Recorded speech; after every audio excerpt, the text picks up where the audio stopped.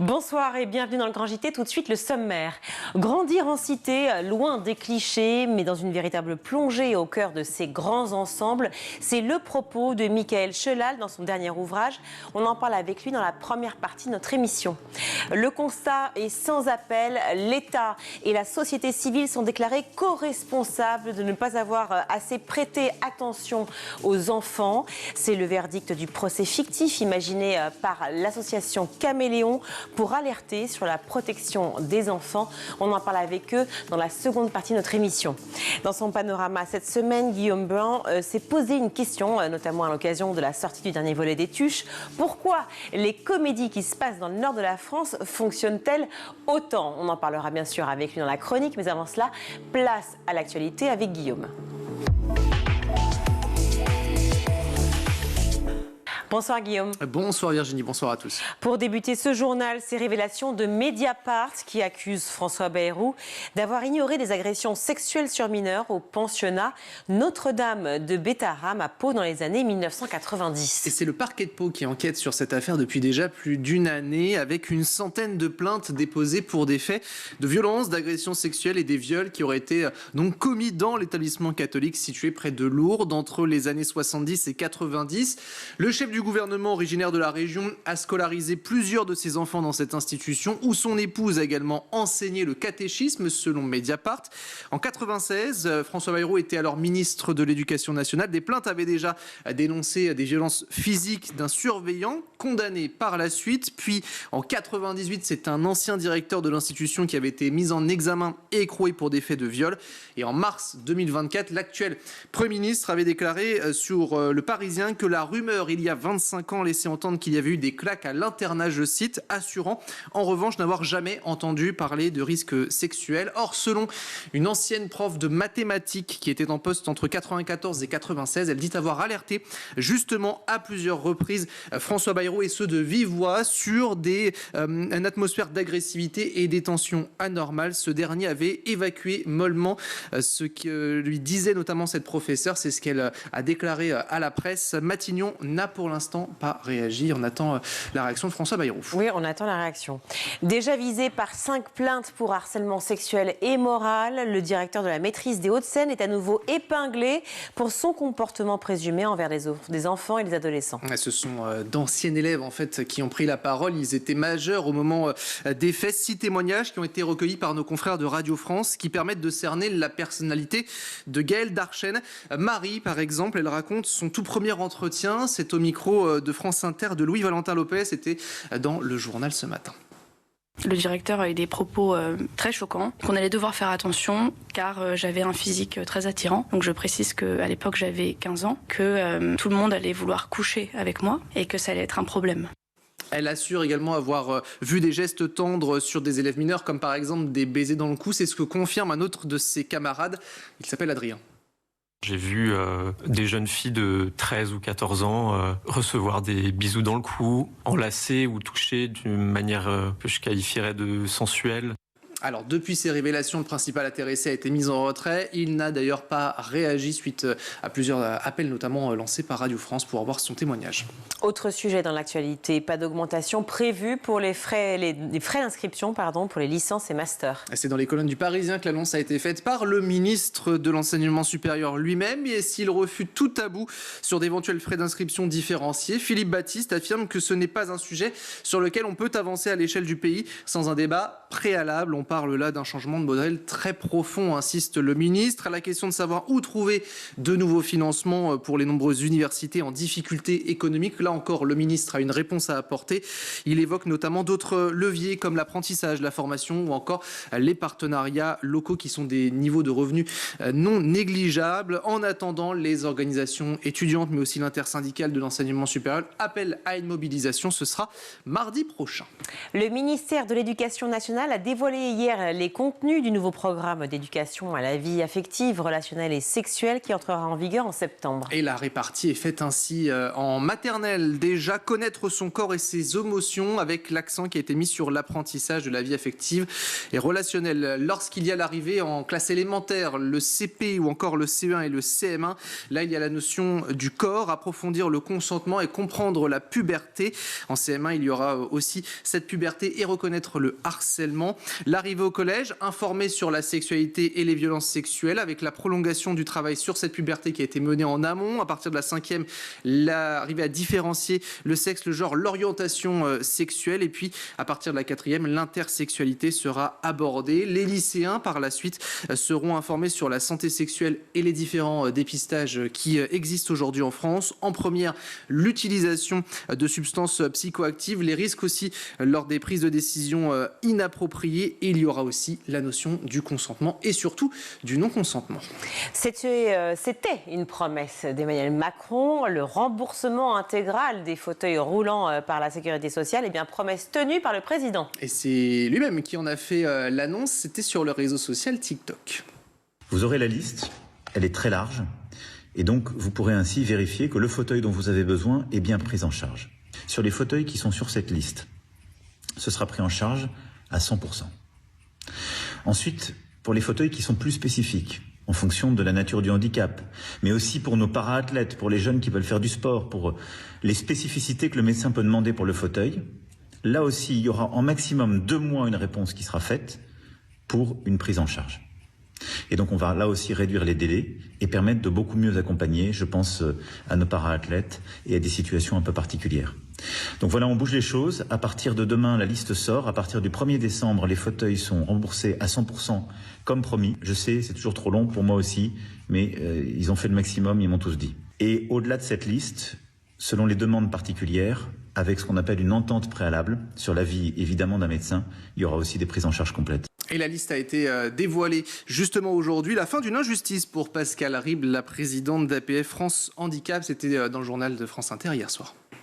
Et certains ont même recours en fait à, vous savez, les cagnottes là sur Internet pour pouvoir combler le tarif. Et la plupart du temps, achètent le fauteuil roulant non pas qui leur convient, mais dans les moins chers. Et du coup, ça aggrave leur santé. Enfin, quelque chose qui ne devrait pas être optionnel. Le droit à l'aide technique est exactement adapté à ses besoins, ça me paraît évident. C'était pas le cas, demain ça va le devenir. C'est énorme, enfin franchement c'est énorme comme avancée.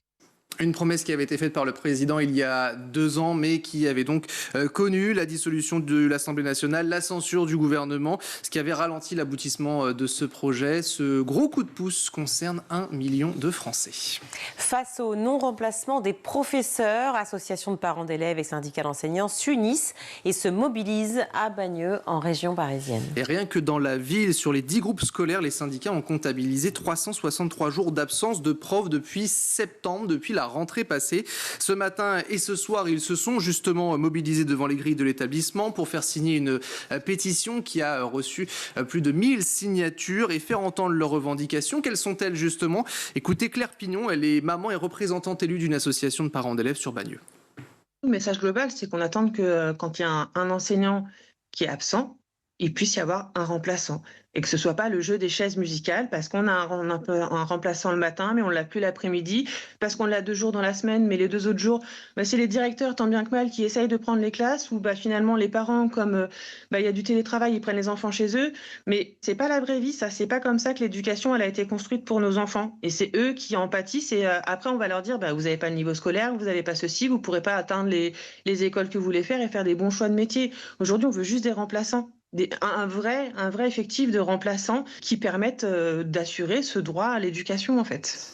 Alors, il demande également un suivi académique pour aider tous ces élèves qui ont subi des absences et surmonter leur retard et puis retrouver un rythme et mobilisation qui est soutenu par la mairie avec la présence aussi d'un élu devant chaque école. Un courrier a été envoyé à l'attention du député, du recteur, mais aussi du défenseur des droits de l'enfant. L'objectif, c'est de ne pas lâcher et d'obtenir des réponses de la part de l'Éducation nationale, alors même que les inquiétudes commencent à arriver du côté des parents, mais aussi des enfants. Écoutez. Un CP sur Bagneux qui est particulièrement impacté et on a des enfants qui n'endorment pas bien la nuit, qui ont des comportements un peu angoissés, parce qu'ils savent pas s'ils vont avoir un remplaçant, ils savent pas comment ça va se passer. On nous impose un rythme toute notre vie. Et là, finalement, il n'y a plus de rythme, c'est totalement déconstruit pour ces enfants qui ont juste besoin de repères. Et là, on n'est plus là-dedans, en fait. Il n'y a plus de repères pour ces enfants. Voilà, un matin, ils se lèvent, ils ne savent pas s'ils vont à l'école ou pas. Et même nous, en tant que parents, c'est hyper angoissant. Qu'est-ce qu'on fait de notre journée si on n'a pas de... on sait qu'il va être réparti dans les autres classes parce qu'il faut aussi qu'on aille assurer nos métiers. Et tout le monde ne peut pas se permettre de poser une journée, d'être en télétravail. Alors, il demande des engagements concrets de la part du ministère et surtout être reçu par la ministre elle-même. Pour terminer, un rendez-vous au nord de Paris dans le 19e, le 19M, vous ouvre ses portes dans le cadre des journées des métiers d'art qui se tiennent jusqu'à dimanche. Et aujourd'hui, c'était les scolaires qui avaient rendez-vous pour découvrir justement cet univers. Mais sachez que demain, les portes vous sont ouvertes à tous, c'est gratuit. Voilà ce qui vous attend. Écoutez ce témoignage. Moi je viens de Gossens, c'est une maison d'art favorite. On fait de la monture en bronze, du bijou et de la décoration d'intérieur. Aujourd'hui, on a eu vraiment tout type de public, on a eu des familles, on a eu des gens qui étaient déjà un petit peu du métier, beaucoup d'enfants. Et ça, c'était vraiment très enrichissant d'avoir des enfants en bas âge, de leur mettre la petite graine, de les voir être là, toucher la matière. Je pense que ça a beaucoup plu. Pour moi, c'est assez important de montrer son savoir-faire, surtout dans des journées comme celle-ci. Ça permet comme ça de le faire rayonner un petit peu, de mettre la lumière dessus. Alors, objectif, vous faire découvrir un secteur créatif, transmettre les savoir-faire et ces métiers de la main et accompagner les jeunes dans la réorientation, mais aussi pas les jeunes. Si certains veulent découvrir de nouveaux métiers, n'hésitez pas dans les métiers de la mode et de la décoration avec ces 2 journées, demain dimanche, qui sont donc gratuites avec les rencontres avec les acteurs, les professionnels, des stands qui sont présents, des ateliers, des tables rondes qui sont animées par des journalistes du Monde. Le 19M, c'est un hub créatif qui rassemble depuis 3 ans près de 700 artisans et experts qui travaillent pour 12 maisons et à l'initiative, c'était celle de Chanel notamment qui a créé cet espace. Merci Guillaume. De quoi est faite la socialisation de ceux qu'on appelle les jeunes de banlieue? C'est la question que s'est posée Mickaël Chelal, auteur de Grandir en cité, dans un essai au cœur de la cité dans laquelle il a lui-même grandi. On en parle avec Phi. Je suis ravie d'accueillir Mickaël Chelal. Bonjour. Bonjour, merci pour l'invitation. Merci à vous d'être là. Vous êtes docteur en sociologie à l'Université de Bordeaux, également auteur de ce livre « Grandir en cité » aux éditions Le Bord de l'eau, la socialisation résidentielle de jeunes de cité.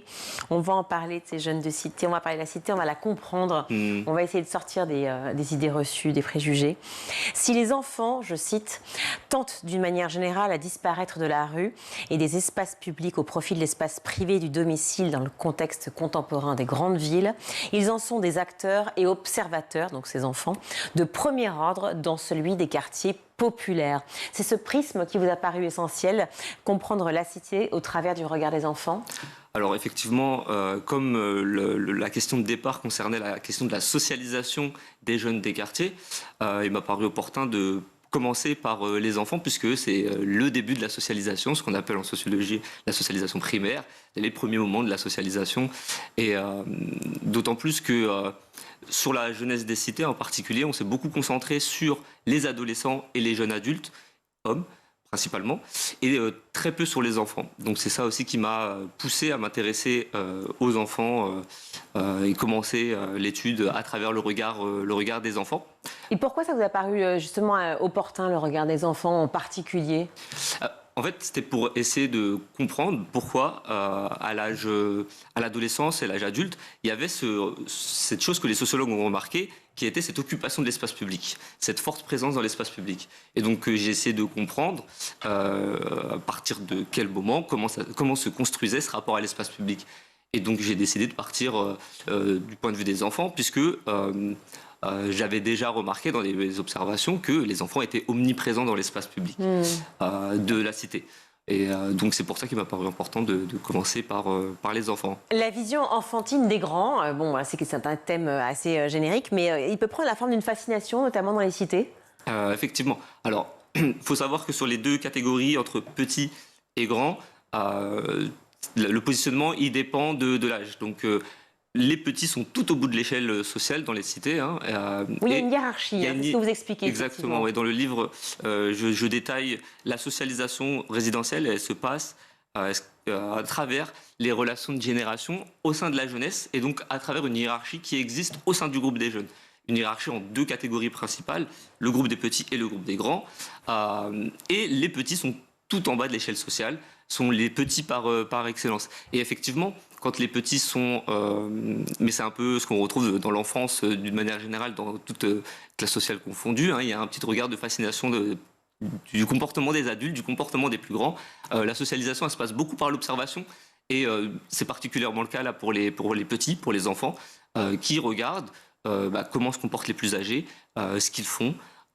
Et comme les plus âgés ont une sorte de pouvoir de domination sur les plus jeunes, ils les regardent avec un peu de fascination, effectivement. Vous parlez des petits versus les grands, il n'y a pas de groupe de grandes, hein, ça n'existe pas. Effectivement, j'essaie de relativiser cette idée dans le livre, mais on observe quand même une grande différence chez les grands, qui est une catégorie avant tout masculine. Et les filles sont plus...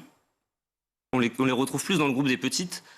Et donc ça, c'est lié à la socialisation résidentielle, pour le coup, parce qu'elles ont un rapport à l'espace public qui est moins fort, moins structuré que les garçons. Et pour tout un tas d'autres raisons sociologiques, notamment les trajectoires scolaires, elles quittent un peu plus... elles prennent leur distance un peu plus rapidement que les garçons, parce qu'elles réussissent mieux que les garçons à l'école. Ce qui fait que... elles sont moins investies dans la vie sociale, dans l'espace public, mais ça ne veut pas dire qu'elles ne sont pas investies dans la vie sociale du quartier. C'est de cette manière que j'ai essayé un peu de relativiser cette absence des grandes. C'est que ce sont elles qui sont les plus investies dans la vie associative, par exemple. Donc si on ne les retrouve pas dans l'espace public, on les retrouve d'une autre manière. Mais dans les logiques sociales des interactions dans l'espace public, on ne les retrouve pas dans les rapports grand-petit-grand. Alors justement, parlons de ces rapports de grands et des grands précisément. Et je vous cite à nouveau. Les questions d'âge, de génération au sein des rapports sociaux entre jeunes de cité ont surtout été évoquées à travers la figure historiquement médiatisée des grands frères. Quand on parle d'un grand frère, tout le monde sait ce que c'est. Est-ce que il y a cette notion de protection aussi quand on parle de grand frère ? Oui, effectivement. Alors, comme vous l'avez bien repris dans le livre, la question des grands frères, c'était des médiateurs du travail social qui ont été embauchés pour essayer de pacifier les relations au sein de la jeunesse avec les autres institutions. Et très souvent, du coup, c'était des jeunes des quartiers en question, plus âgés. Et donc, c'est pour ça qu'on les appelait les grands frères. Voilà, et pour toutes les relations que j'ai décrites dans le livre. Grandir en cité, c'est aussi avec les grands frères qu'on fait l'apprentissage de la vie ? Effectivement, c'est avec les grands, en tout cas, d'une manière plus générale, parce que justement, la différence entre les grands frères qui là fait référence à une figure du travail social, et les grands qui sont les voisins, en fait, les personnes avec lesquelles on grandit. On fait l'apprentissage avec les grands du quartier qui sont présents dans l'espace public, qui viennent parler aux plus jeunes, qui viennent faire des leçons de morale aux plus jeunes, qui viennent surveiller les plus jeunes, qui viennent imposer des choses aux plus jeunes. Oui, c'est ce que vous dites d'ailleurs. Je me permets d'étayer le propos. Ils disent que vous dites le statut des plus grands se mesure à l'aune des leçons de morale tirées de leur expérience et de leur connaissance de la vie que les petits se doivent d'écouter ou de feindre d'écouter. Donc il y a un rapport vertical. Effectivement, il y a un rapport très, très vertical qui s'inspire des rapports au sein des familles aussi, qu'on retrouve dans les familles. Dans les familles des classes populaires issues de l'immigration, il y a une très forte verticalité des rapports entre les parents et les enfants, et au sein des enfants, entre les aînés et les benjamins et les plus petits de la famille.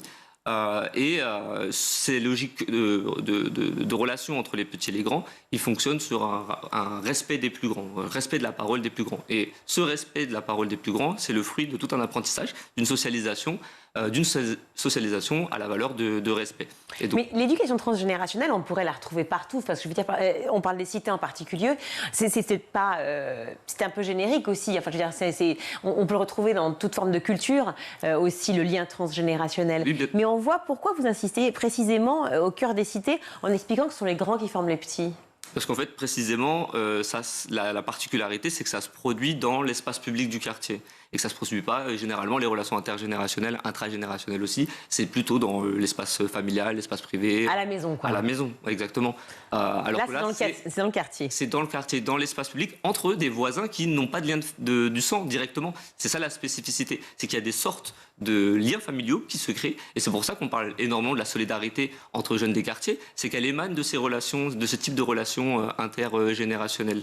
Alors on va parler de la place des parents, parce que souvent les cités, il y a tellement d'idées reçues sur les cités, et encore une fois, merci d'avoir écrit ce livre, Grandir en cité, qui nous sort un peu justement de ces fausses idées, de ces préjugés.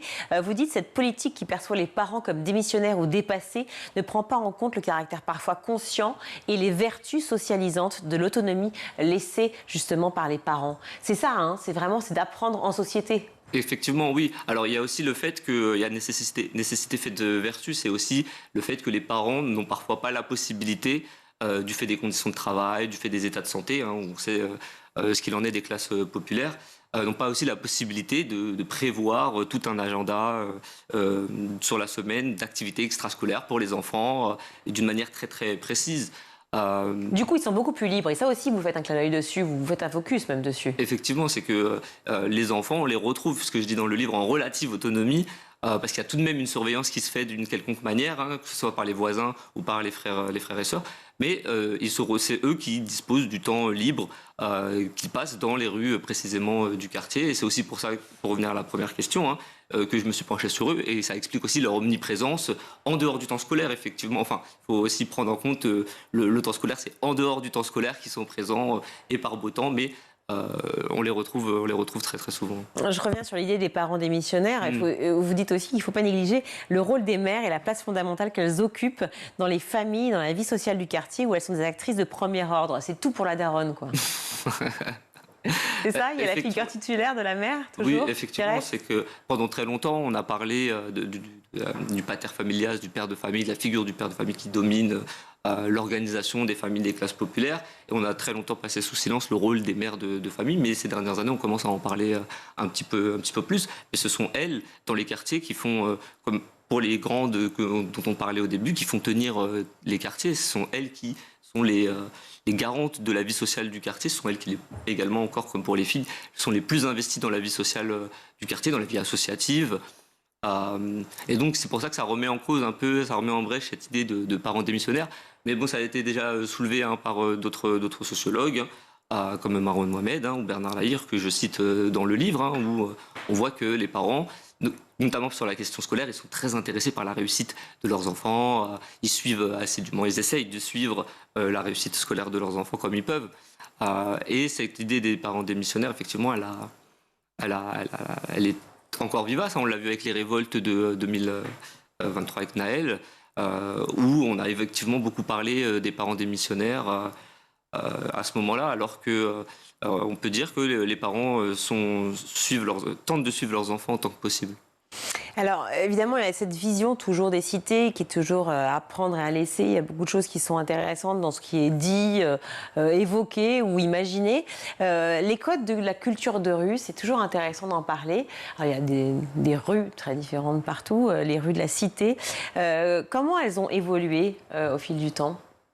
Ces codes de la culture de rue ?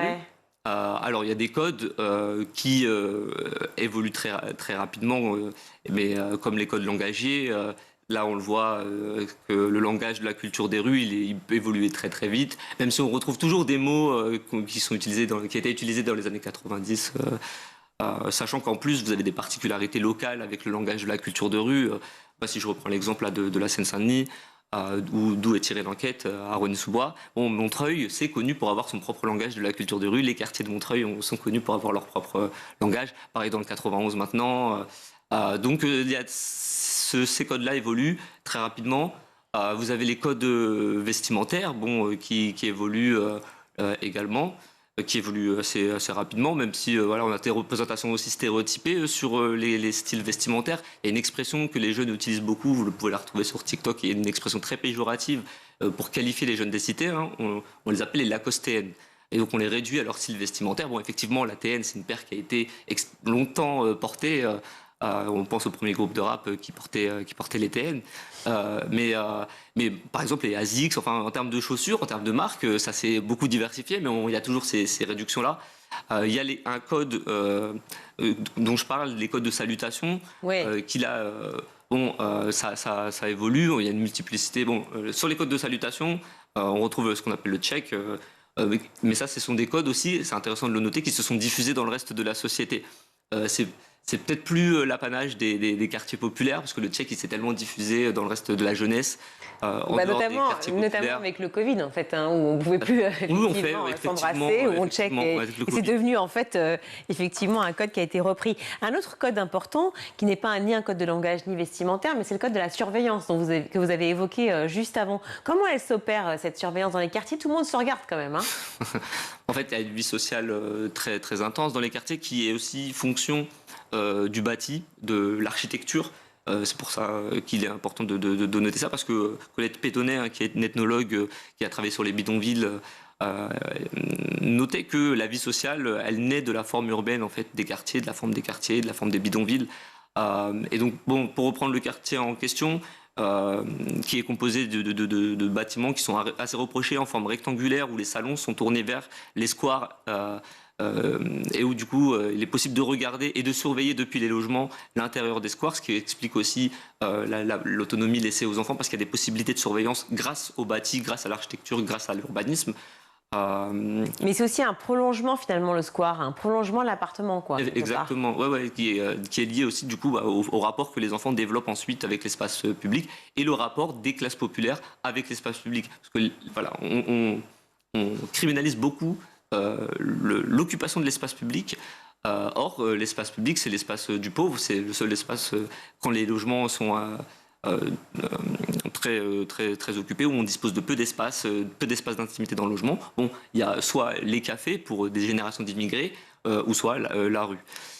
Et donc, pour revenir sur la question de la surveillance, il y a ce moyen détourné par les surveillances depuis le logement, par les voisins, par les amis plus âgés qu'on connaît, à qui on va confier la surveillance des enfants, et une surveillance qui se fait quasiment naturellement du fait de partage de caractéristiques sociales communes entre les habitants, qui vont voir les autres enfants comme si ça pouvait être leur enfant ou un membre de leur famille, et donc ils vont surveiller cet enfant-là, regarder ce qu'il va faire, mais parce qu'il y a cette appartenance au quartier, et comme le signe ce sont simplement des voisins, quoi. Alors il y a la daronne, on l'a dit clairement, la mère de famille qui a un statut, qui est quand même assez préservé, qui est statutaire, c'est comme ça qu'on dit. Et puis il y a les filles. Et les filles, vous dites dès l'enfance, il existe pour les filles des sortes de murs invisibles qui entourent le square d'habitation d'abord, puis une zone légèrement plus large avec la montée en âge. Si les filles ont en général à peu près la même autonomie horaire que les garçons du même âge, elles connaissent une forme de restriction spatiale qui limite leur mobilité dans le grand ensemble, puisque c'est ce que vous appelez le grand ensemble, cette cité. Effectivement. Alors, juste pour revenir sur les grands ensembles, les grands ensembles, c'était une politique publique de l'État pour reconstruire la France après la Seconde Guerre mondiale. Durant les 30 Glorieuses, ils ont construit massivement ce qu'on appelle aujourd'hui les cités, ou maintenant de plus en plus les quartiers, qui sont des grands quartiers avec plein de bâtiments. Donc les jeunes filles, alors donc, elles sont des murs invisibles. Voilà, c'est ça. Et donc pour les murs invisibles, je reprends l'expression d'un géographe bordelais, qui parle d'une manière générale pour les filles dans la ville, pour les femmes dans la ville, de deux murs invisibles où elles évitent certains quartiers. Elles se mettent elles-mêmes des murs invisibles parce que ça peut être un peu dangereux pour elles en tant que femmes de passer dans ces quartiers. Et donc pour les filles, du fait de leur socialisation, donc de la façon dont elles sont élevées par les parents, et notamment dans les consignes qu'ils donnent sur la façon dont elles doivent user du quartier, elles ont des restrictions spatiales et moins d'espace où elles peuvent aller. Et ces espaces, elles s'agrandissent, ces murs se décalent au fur et à mesure d'où elles grandissent. Murs que n'ont pas les garçons. Donc en fait, c'est ce qu'on appelle en sociologie une socialisation de genre. une socialisation de genre familial où on n'éduque pas les filles et les garçons de la même manière. Et là, c'est dans leur rapport à l'espace public.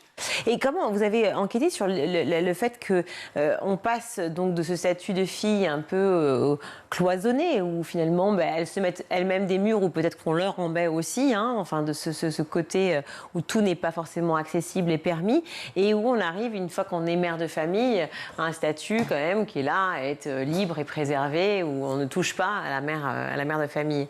Comment, non mais c'est vrai qu'il y a quand même un changement qui se fait quoi, entre l'adolescence et... Oui, alors sur l'enfance, c'est que elles sont limitées au square d'habitation parce que aussi ce sont des enfants. Donc on sait que par la sociologie de l'enfance que les craintes, et ça c'est toute classe sociale confondue, elles pèsent, les craintes dans la ville, elles pèsent plus sur les filles que sur les garçons. On a plus peur pour les petites filles que pour les garçons. Et donc, en fait, j'ai suivi, si vous voulez, les trajectoires sociales et la socialisation des filles et des garçons. Mais là, pour rester sur les filles, c'est que progressivement, elles arrivent à trouver leur place dans le quartier, mais en respectant un certain nombre de codes et de normes. Et de règles. Et de règles. Et elles arrivent, si vous voulez, grâce à la réussite scolaire, très souvent, à devenir un peu plus mobiles. Il y a un inversement qui se produit en grandissant pour les filles. Dans l'enfance, elles ont des restrictions, elles sont moins mobiles, elles restent plus souvent au pied de l'immeuble. Et en grandissant, ça s'inverse. Dès qu'elles ont la possibilité d'être mobiles, là, elles deviennent mobiles. Et donc, en fait, si vous voulez, conjointement avec la réussite scolaire, ça les amène à fréquenter différents espaces, plus d'espaces que les garçons, et ensuite à se développer dans leur vie. Alors l'école de la cité avec l'école, c'est la dernière question parce qu'on n'a plus de temps, mais la logique du fonctionnement du respect donc en vigueur dans la cité entre, et vous le dites, en conflit avec les normes qui prévalent dans l'institution scolaire, celle du respect inconditionnel de l'autorité des professeurs. Ça marche pas ensemble. Alors si, en fait c'est un peu compliqué. Il y a cette valeur. Désolé. Pas de souci. Le respect pour cette fraction de la jeunesse, c'est une valeur qui est hyper importante, qui est primordiale. Elle vaut pour toutes les personnes plus âgées, notamment les personnes dans l'enceinte du quartier. Du fait de la ségrégation scolaire, le collège reprend les codes du quartier, puisque en général le collège du secteur est à côté des quartiers dans lesquels ils grandissent.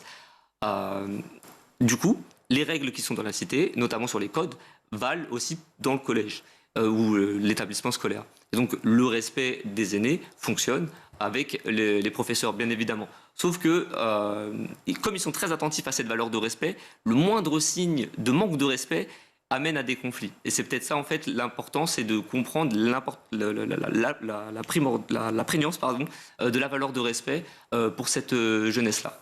Merci beaucoup, merci mille fois, Michaël Chelal, d'être venu sur le plateau du Grand JT. Vous parlez de ce livre que vous avez publié, Grandir en cité, la socialisation résidentielle de jeunes de cité, et c'est aux éditions Le Bord de l'eau. Merci mille fois d'être venu. Merci beaucoup à vous. Sur le plateau, on marque une courte pause, on se retrouve tout de suite. Tous les week-ends sur School TV, dans la quotidienne, un ou une invitée et des chroniques. L'invité pour parler éducation, vous donner des clés de compréhension, des pistes d'action. Les chroniques pour explorer l'actualité de la parentalité, de la culture, de la littérature, de la pédagogie. La quotidienne de School TV, c'est tous les week-ends.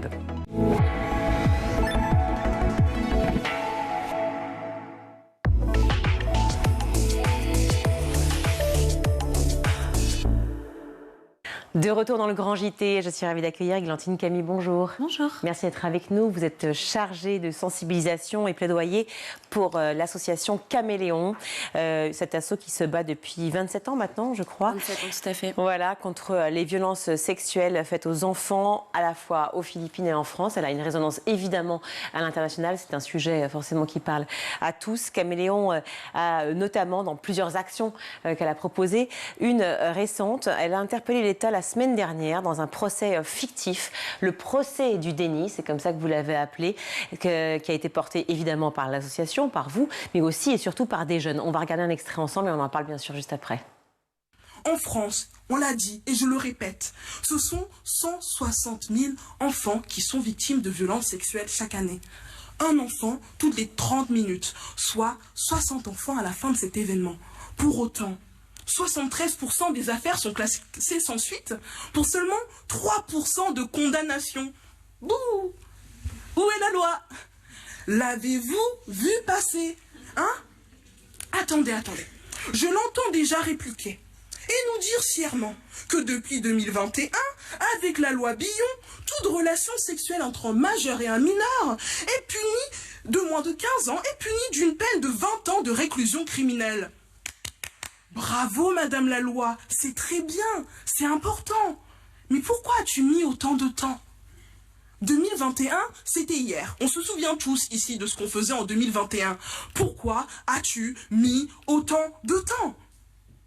Voilà la plaidoirie de Valérie Tête que l'on vient de voir à l'instant sur le débat. Le thème, c'était: les lois sont-elles toujours mal faites? Effectivement, et on le voit à travers cet extrait, hein.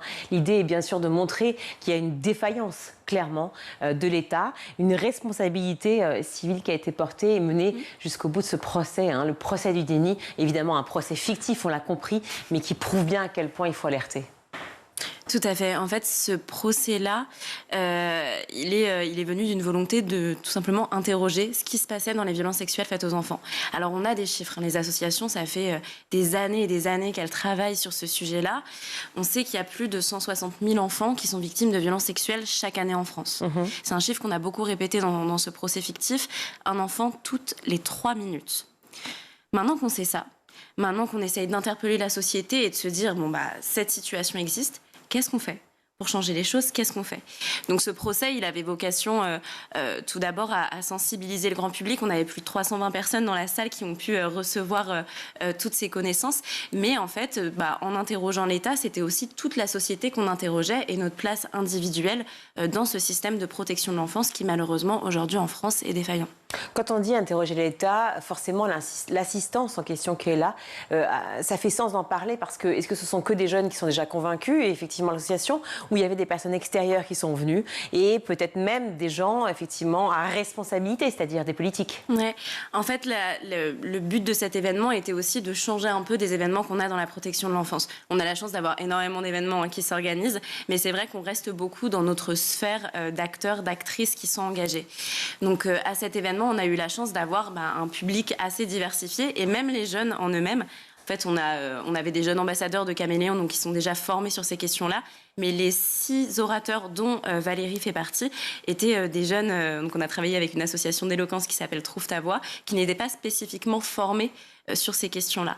Donc ça avait aussi vocation à créer ce déclic d'engagement à travers l'événement. Alors on n'a pas eu beaucoup de politiques qui sont venus. 3 heures, c'est un événement assez long pour venir. Ouais. Mais on a vocation à ce que effectivement ce soit entendu, notamment à travers ces extraits. L'impact, c'est aussi de parler de l'impunité. C'est un mot qui revient beaucoup dans le discours, à la fois dans la société civile, à la table d'un repas de famille, et bien sûr dans les médias. Ici, on en parle beaucoup. Comment développer cette idée de l'impunité et se dire à un moment, stop, ça suffit, il faut que ça cesse, évidemment, il faut que ça continue, sans en faire une société qui soit totalement dans le répressif, dans la sanction, mais qui soit une société juste?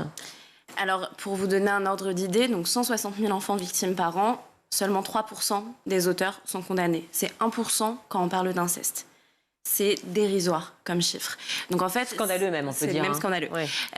C'est pour ça que nous, on essaye d'avoir cette démarche de sensibiliser, d'en parler, qui effectivement doit s'accorder avec cette mise en lumière de toutes les failles, des failles de justice, des failles dans le système de la protection de l'enfance en lui-même, des failles individuelles, quand un enfant parle et que personne ne l'écoute, tout en faisant des actions de prévention. En fait, chez Caméléon, on essaye d'avoir une approche globale. On se dit, on parle avec les enfants, on essaye de développer des mécanismes de protection avec eux, mais aussi avec les parents, aussi avec les professionnels, aussi avec les médias et aussi avec les politiques. Ces enfants qui ont participé, ce sont des grands enfants. Quel âge avaient-ils à peu près? Entre 17 et 26 ans.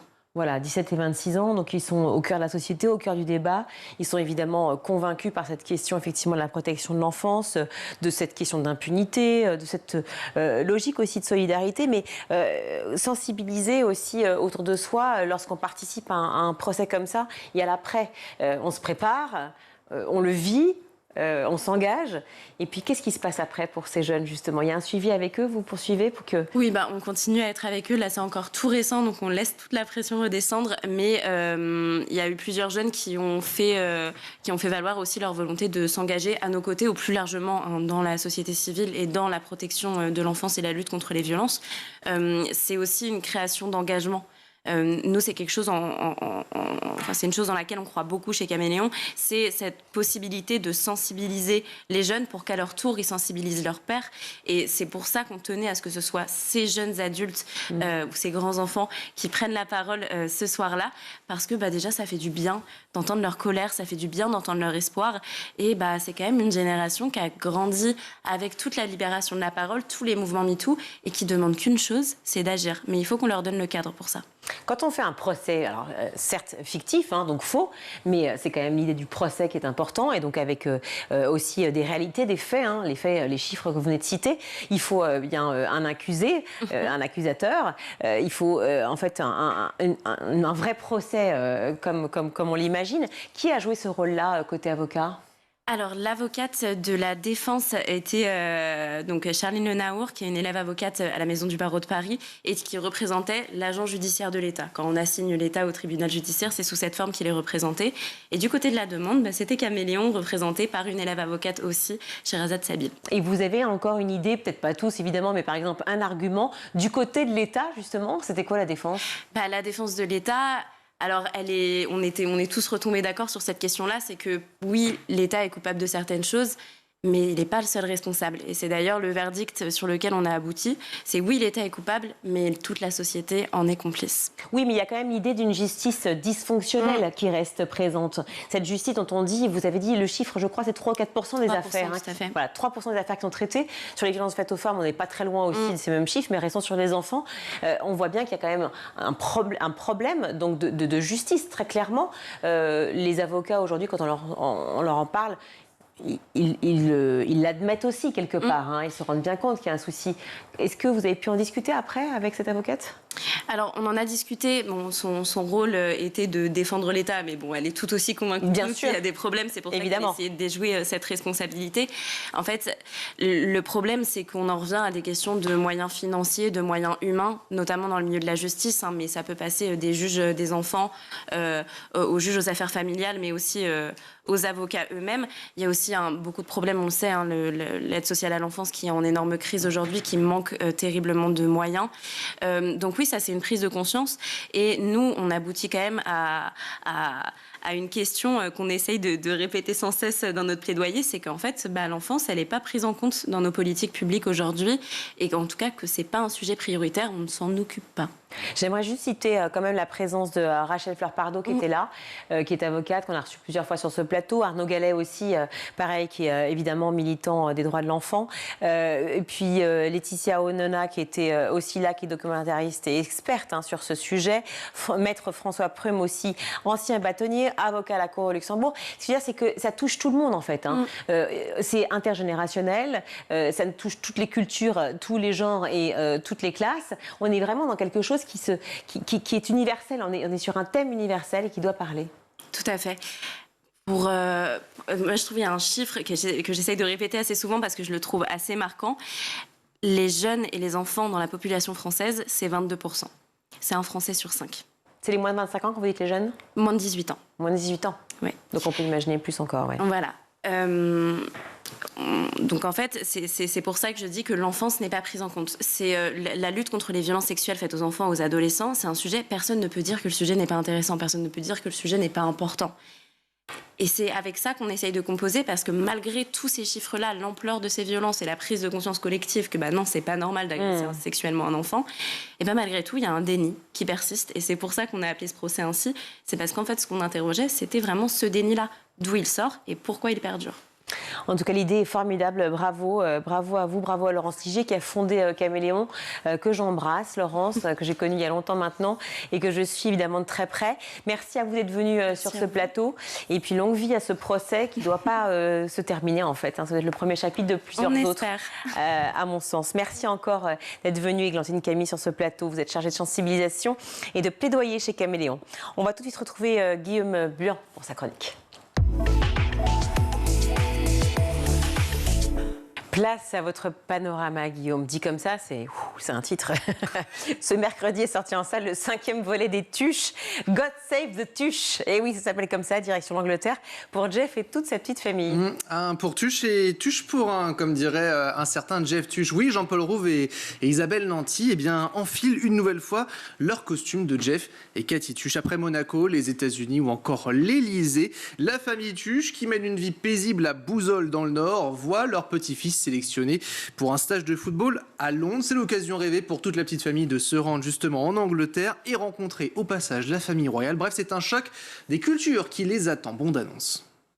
Des frites, des frites, des frites, des frites, des frites. Papa le roi t'invite avec toute la famille dans son château en Angleterre. Dad, en Angleterre, on roule à gauche. Moi, je suis français, je roule à droite. C'est du suicide. Mais pas du tout, c'est du bon sens. Imagine, t'as un Français juste en face de nous, là, qui arrive, il sera sur sa droite. Donc là, accident évité. Voilà. Faut qu'on se mette à la culture anglaise. C'est ça, Big Ben. Avant le week-end chez les Windsor. Un petit coucou à ma commu. Coucou. Fuck you. Et c'est donc Olivier Barou qui a laissé les rênes de la réalisation de ce 5e opus à Jean-Paul Rouve. Côté tournage, le coût était très cher du côté de l'Angleterre, plus de 20%. Le tournage a donc duré 2 jours à Londres avec les extérieurs, la visite de la ville, le tourbus ou encore la déventure du pub. Sinon, la plupart a été tournée en Belgique. Alors, 14 ans après la sortie du premier volet des Tuches, le phénomène cartonne toujours autant ? Oui, ça parle en fait aux Français, ça attire. Si l'on regarde un peu dans le rétro, le premier épisode, 1,5 million d'entrées en 2011, 4,5 millions pour le second, 5,5 millions même pour le troisième, et puis 2,5 millions pour le quatrième. En tout, la saga a attiré sur ces 4 derniers volets 14 millions de spectateurs, sans compter aussi les rediffusions à la télé, entre 4 et 8 millions. Alors pourquoi ça marche ? Pourquoi les Français s'y retrouvent ? Eh bien, je vous propose d'écouter le duo d'acteurs, Jean-Paul Rouve et Isabelle Nanty, sur RTL. Ils nous expliquent, ils nous donnent un peu les raisons de ce succès. Quand on était là à Amiens en avant-première, il y a une dame qui a dit un truc qui m'a interpellé. Elle m'a dit on les aime parce qu'ils ont gagné au loto et malgré tout ils changent pas. Ils restent les mêmes et c'est ça malgré qu'ils soient très riches, ils restent les mêmes. Je pense qu'il y a peut-être ça qui touche les gens. Ils font rêver un peu les Tuches. On aimerait bien un peu être comme eux finalement. Non, il me semble que c'est plus leur côté extrêmement libre, comme s'ils ne s'étaient pas éduqués, mais pas mal éduqués, mais sans filtre. Ouais, ils sont bienveillants en tout cas, ils n'ont pas un regard sur l'autre, ils jugent pas les autres. Ils sont candides mais pas naïfs. Alors, selon les premiers chiffres depuis la sortie, on est à environ 200 000 entrées à Paris, à peu près 240 000 notamment pour la province. Ça fonctionne mieux justement en province, c'est ce que m'expliquait Fred Tepper, il est rédacteur en chef du site Les Chroniques de Cliffhanger & Co. Écoutez. Je pense que l'humour très populaire des Tuches est beaucoup plus ancré dans la province qu'à Paris, où sans doute règne aussi un certain snobisme. C'est un peu le même cas que pour les Bodins, qui cartonnent dans leurs avant-premières en province et qui, sur Paris, réalisent des entrées qui sont pas les mêmes que celles qu'ils peuvent avoir dans les villes de province. Et les productions de films aussi aiment se rendre dans le Nord, n'est-ce pas ? Avec récemment En Fanfare, oui, qui est sorti l'an passé, 2 millions d'entrées. On n'a rien à déclarer aussi, qui était sorti en 2011 avec 8 millions d'entrées. La Ch'ti de famille de Danny Boone, 2018, 5,5 millions. Puis le gros carton, c'était en 2008 avec Bienvenue chez les Ch'tis et le duo Cadmerat Danny Boone, top 1 justement du box-office, 20 millions d'entrées. Comment expliquer justement que le Nord attire autant ? Écoutez une nouvelle fois la réponse de Fred Tepper. Paradoxalement, le Nord, c'est une région sans doute l'une des plus chaleureuses de France, où les valeurs sont plutôt positives. Et donc, je pense que beaucoup de provinciaux, mais aussi de provinciaux montés à Paris, se reconnaissent dans ces valeurs-là. Et c'est souvent dans des films qui traduisent un bon état d'esprit, des choses qui sont populaires. Et puis surtout, le public arrive à se voir à travers les personnages, à se reconnaître, qui sont eux aussi confrontés à la vie quotidienne. Écoutez. Oui, il y a sans doute une vraie identification des spectateurs aux personnages, parce que ce sont souvent des gens plutôt qui véhiculent des valeurs, comme je vous le disais juste avant, des valeurs populaires. Il y a peut-être aussi une bonté, une gentillesse, peut-être même une naïveté qui fait que les gens aiment à se retrouver dans ces personnages. Et puis pour terminer, on a le public également qui est très friand de ces personnages fictifs mais qui sont sans a priori. Pour avoir réalisé, pour ma part, des documentaires sur les Bodins, mais également sur les Charlots, qui, dans les années 70, cartonnaient au cinéma, il y a une espèce d'amour du public pour ces gens qui sont sans a priori, avec une vraie gentillesse, une vraie bonté qui transparaît de ces personnages. Et ça, c'est quelque chose qu'on retrouve. Il n'y a pas la méchanceté qu'il peut y avoir avec le Splendide, qui pointait vraiment les travers des gens. Là, c'est encore un petit peu différent. C'est vraiment la bonté et la naïveté. La région attire car elle a aussi beaucoup investi. Il faut le savoir, ils peuvent mobiliser 650 techniciens. Il y a plus de 1200 décors naturels ou bâtis qui sont possibles et accessibles dans pas moins de 16 villes. D'ailleurs, le mois prochain, on va rester dans les films un peu populaires. Il y aura les Bodins qui partent en vrille.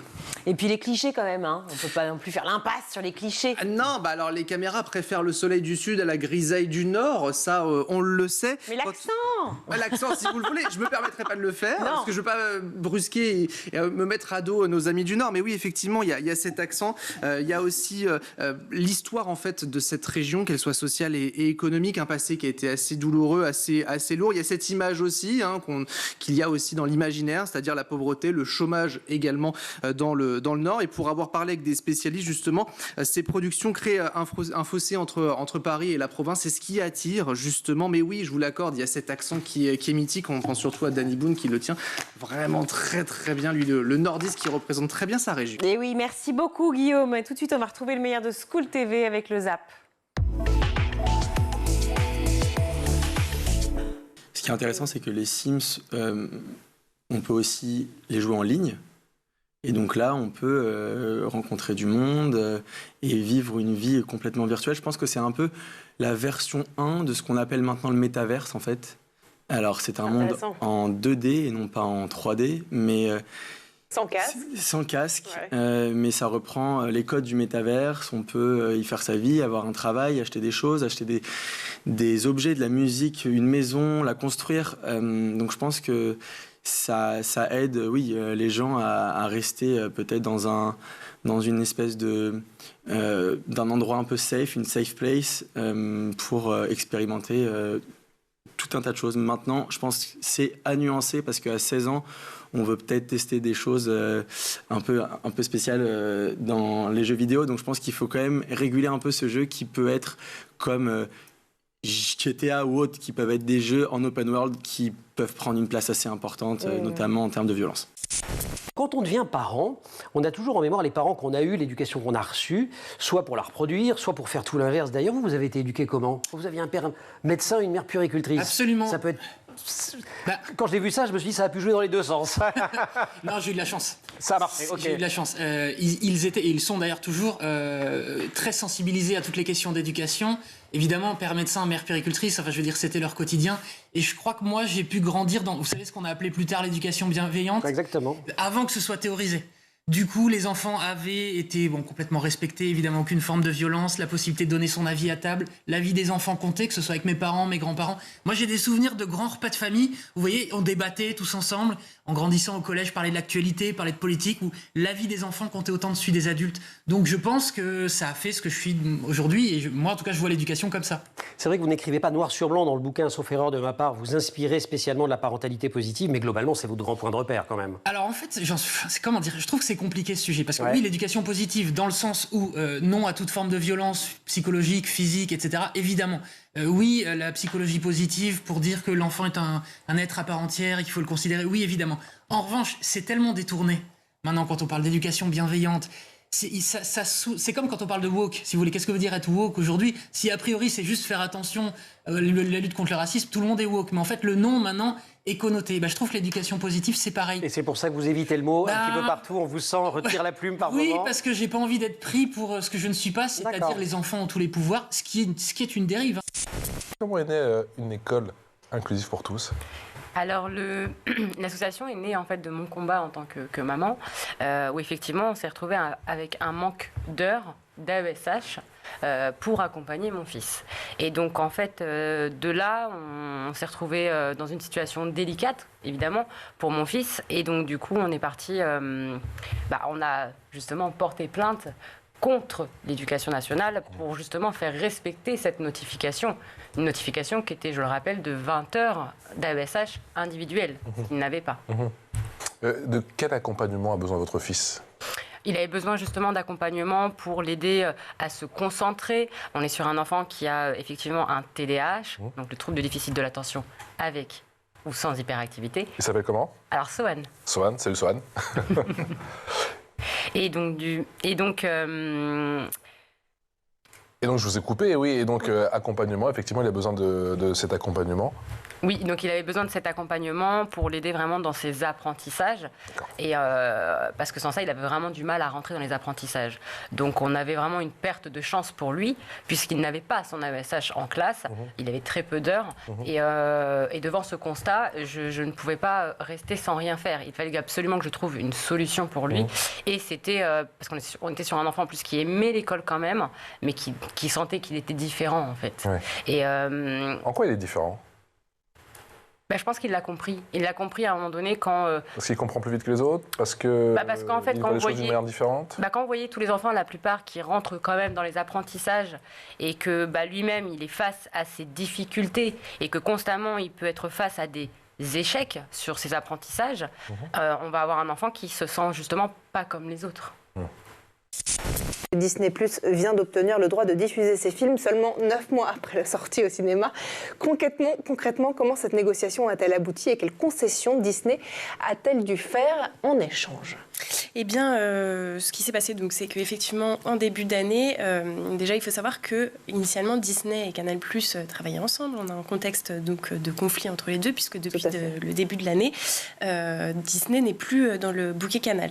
La raison de cette dispute entre les deux géants, c'est des questions justement de chronologie des médias, donc de droits de diffusion après la sortie au cinéma.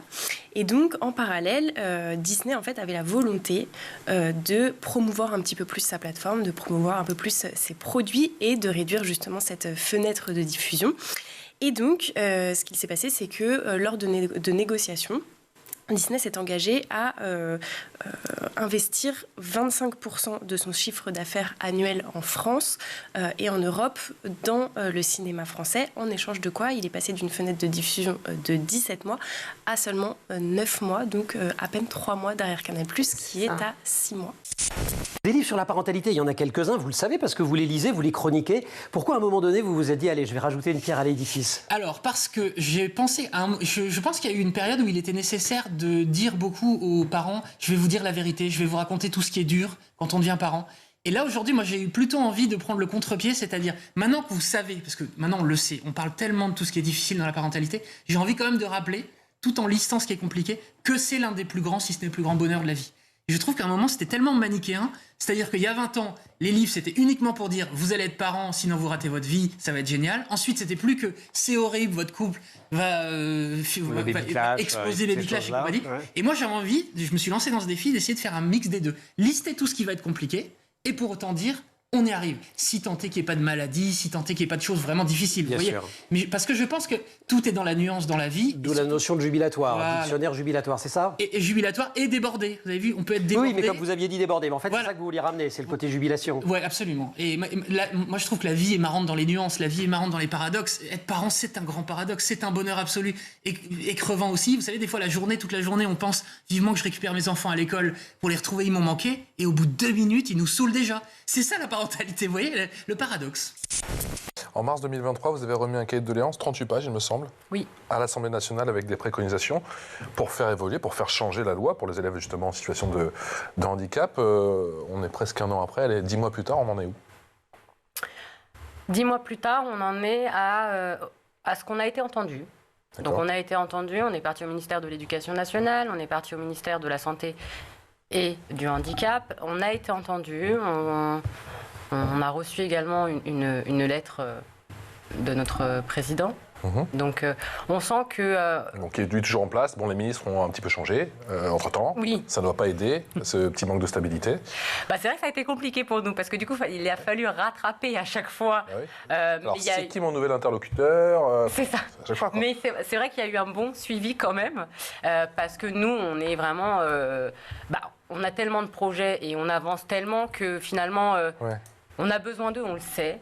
On a besoin du gouvernement parce qu'on le sait que sans eux, on ne va pas... oui, il faut une impulsion par le haut. Voilà, il faut une impulsion par le haut, on n'a pas le choix. Mais on est fort, vraiment fort de propositions. Donc, on n'a pas d'inquiétude sur ça. C'était avant tout symbolique, la remise de ces préconisations? Oui. Ariane? Oui, tout à fait. C'était symbolique, c'était vraiment pour montrer que, voilà, on est là, on existe, on ne va pas lâcher et on veut faire avancer les choses sur l'inclusion scolaire.